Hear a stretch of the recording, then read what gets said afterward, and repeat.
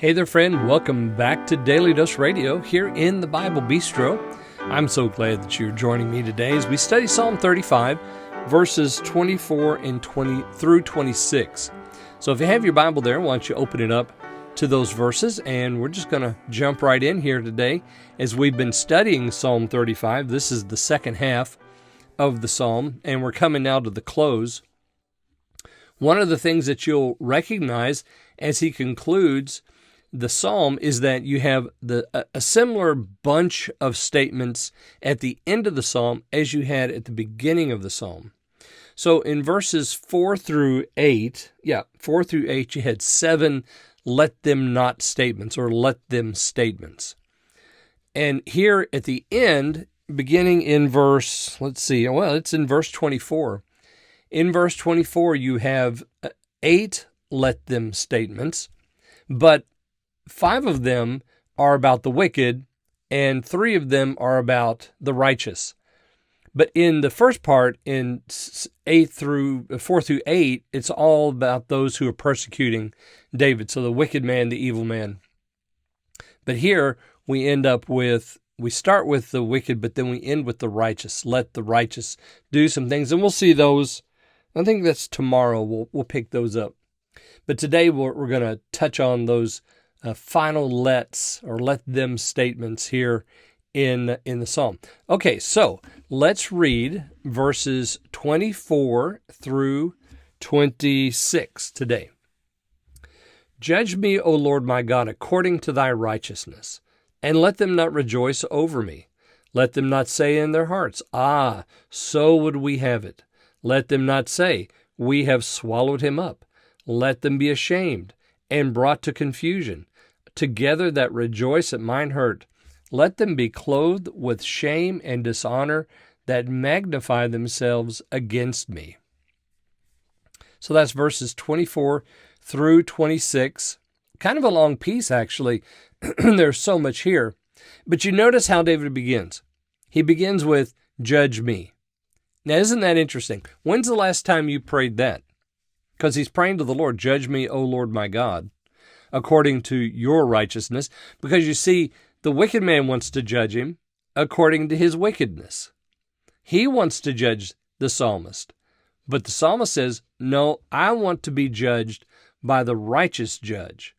I want to be judged by the Lord my God, because he'll have mercy upon me. The wicked are not going to have mercy on him, and they're not going to judge righteously, so he's not going to get a fair hearing in front of these wicked men. It's an important statement that he makes, Judge me, O Lord my God, because that's something that we should pray. We need him to honestly, carefully, mercifully judge us according to how we've behaved. We need that. We need him to do it. We need him to show it to us, even though it might hurt. We need him to do that for us, and we need to be in his hand, in that merciful hand of God, rather than in our own hands or the hands of somebody else. In our hands, we think, well, we'll be okay because we've done some good works. It's never the case. We need to cast ourselves on the mercy and the grace of God and ask him to judge us so that we're not judged by the world and its standards, and they're not going to judge fair anyway. And he says, judge me according to your righteousness, and notice, and let them not rejoice over me. You see, if he were left to their judgment, they would rejoice over him because they would fix it.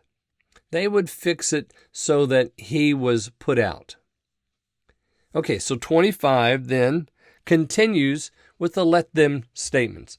Let them not say in their heart, Ah, so we would have it. Notice in 25, both places are in 25, we have them speaking.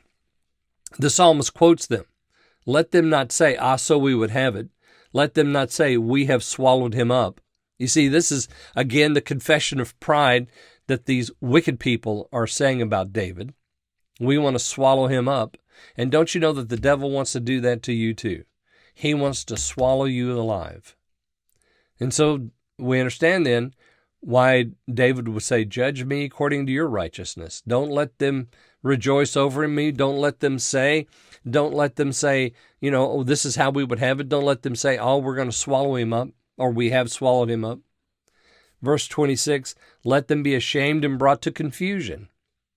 Together that rejoice at mine hurt. Let them be clothed with shame and dishonor that magnify themselves against me. You see, it's almost like a courtroom scene. David is casting himself on the mercy of the Lord, while the persecutors are coming in and saying, oh, we got him now. And David's praying, let them be confused. Let them be shut up in shame and dishonor. Let them magnify themselves against themselves and not against me.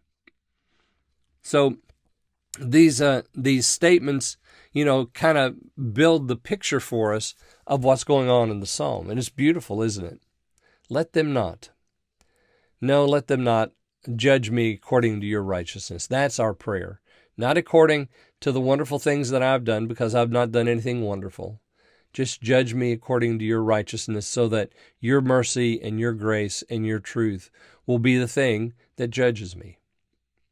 Join me again next time. We're going to look at 27 and 28 here on Daily Dose Radio.